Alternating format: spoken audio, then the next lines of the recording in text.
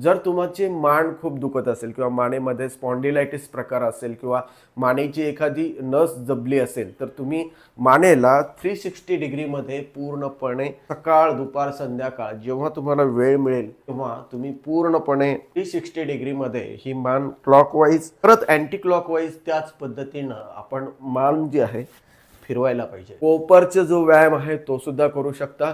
त्यामुळे तुमच्या हाताच्या नसा मोकळ्या होतात।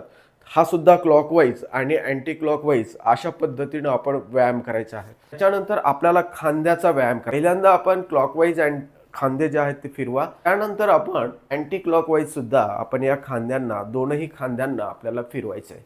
मित्रांनो, हा अतिशय सोपा आणि अतिशय चांगला उपाय आहे। कोणत्याही प्रकारच्या मानेच्या किंवा तुम्हाला खांद्याचे त्रास असतील तर ते घालवण्यासाठी हा व्यायाम खूप सोपा आणि खूप महत्त्वाचा आहे।